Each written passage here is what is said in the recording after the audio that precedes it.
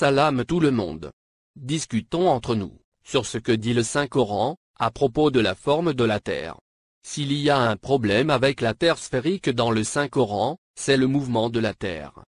Il n'est cité nulle part. Dans les Saintes Écritures, il n'y a aucun verset qui dit que la Terre est en mouvement.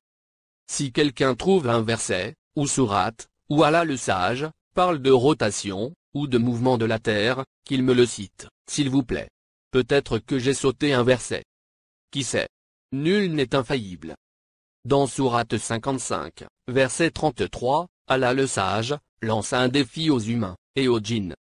Il les défie, d'essayer de sortir des cieux et de la terre, s'ils en ont le pouvoir. À coup sûr, ils n'y arriveront jamais, car la terre est protégée par le dôme qui couvre totalement la terre plate.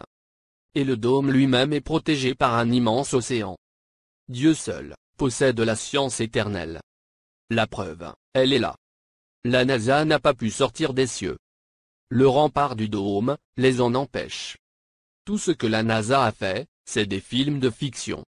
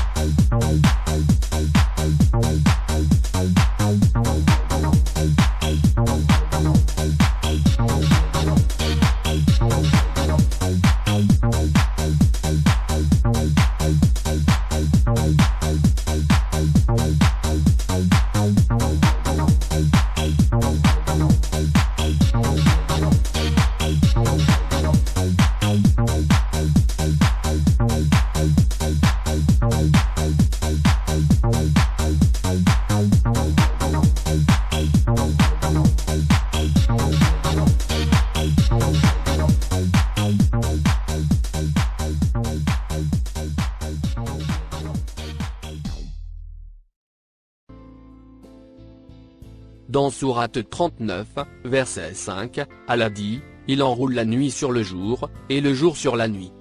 Qu'est-ce qu'on peut comprendre par ce verset? Tout simplement, que le soleil enroule sa lumière sur la nuit, pour faire le jour. Et la nuit, s'enroule sur la lumière, derrière le soleil, qui poursuit son périple. On ne peut pas comprendre autrement. Et ça ne peut se faire, que sur une terre plate, fixe. Allah le sage, cite le déplacement du soleil, et de la lune. Mais il ne parle jamais du déplacement de la terre.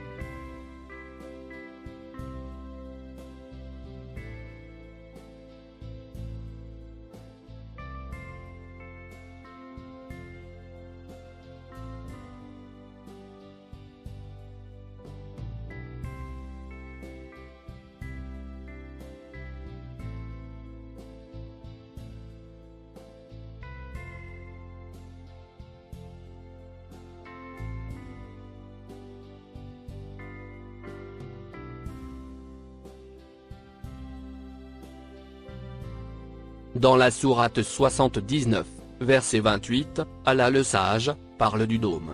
Il dit, il a élevé bien haut, sa voûte, puis l'a parfaitement ordonné.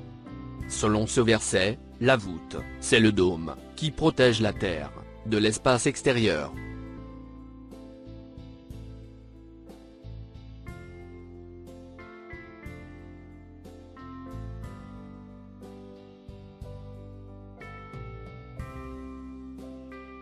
Et empêche quiconque d'en sortir.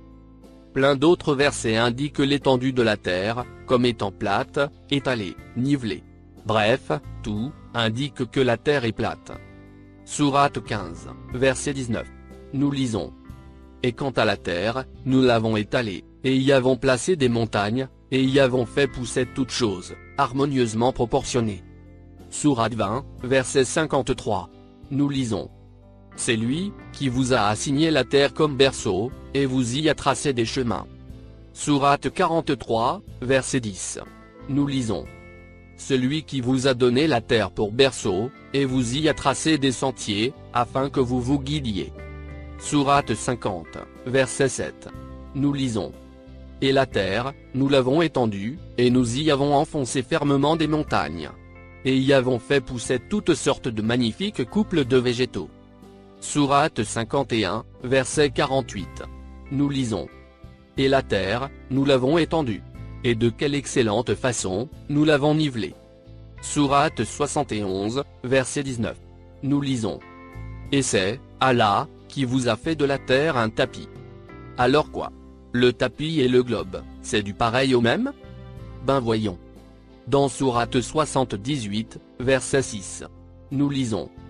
N'avons-nous pas fait de la terre une étendue? Si ce verset fait allusion à des endroits de la terre, Allah aurait pu dire, n'avons-nous pas étendu en partie la surface de la terre?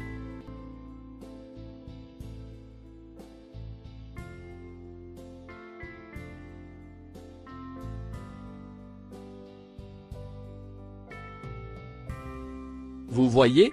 Encore une fois, Allah le sage parle de la terre en général, et non d'une partie de sa surface.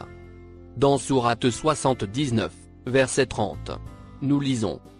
Et quant à la terre, après cela, il l'a étendue. Lisons encore une fois. Et quant à la terre, après cela, il l'a étendue. Après cela. Pourquoi, Allah le sage, dit-il, après cela? Cela signifie que la terre avait une autre forme, au préalable, et qu'ensuite elle a été étendue. Il est question donc, de toute la surface de la terre. L'expression, après cela, définit bien, toute l'étendue de la terre, et non une partie de la terre.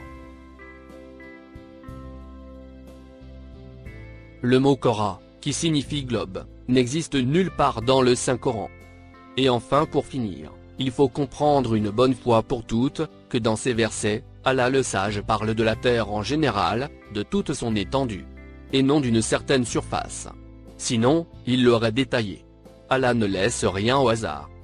En dehors du Saint-Coran, la Torah, aussi, certifie que la terre est plate. Quoique l'Ancien Testament soit falsifié par les satanistes, il reste encore des versets authentiques dans la Genèse. Et on sait que la Torah, l'Évangile, et le Coran, sont la parole d'Allah le sage. Les vrais Torah et Évangiles. Bien entendu. Pas ceux, falsifiés par les satanistes. Il y a aussi des preuves irréfutables qu'on peut observer, avec un peu de bon sens. Et d'autres visibles à l'œil nu. Comme par exemple, quand vous voyez le soleil, avec des nuages devant, et derrière lui. La même chose pour la lune. Pouvez-vous croire vraiment, qu'on pourrait voir des nuages, derrière le soleil et la lune? Même si ces derniers étaient éloignés de 158 millions de kilomètres pour l'un. Et 300 000 kilomètres pour l'autre. Vous serez fou de croire ça.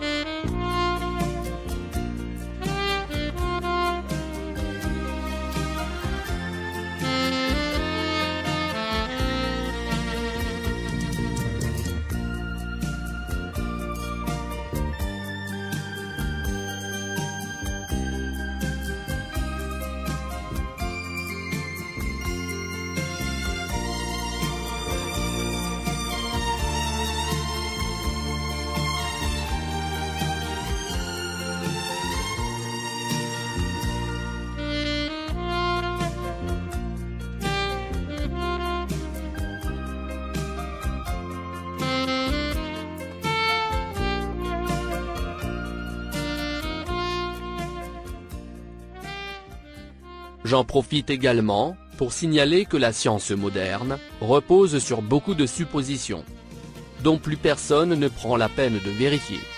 En cela, elle se rapproche plus d'une religion dogmatique, que de la véritable science.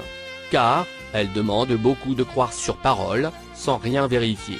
Cette mise à l'épreuve de la science, via la théorie de la Terre plate, donne une belle occasion de contrôler sa véracité.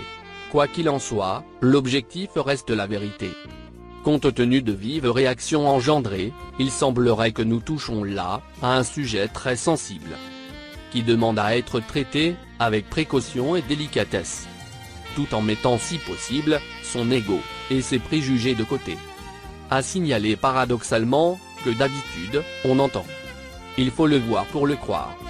Or là, en l'occurrence, si l'on veut envisager une autre hypothèse, sur la forme de la Terre, et avec toutes nos certitudes actuelles, nous sommes bien contraints, de réaliser le chemin inverse. Il faut le croire, pour le voir. La Terre est plate. Faites vos recherches. Salam alaykoum.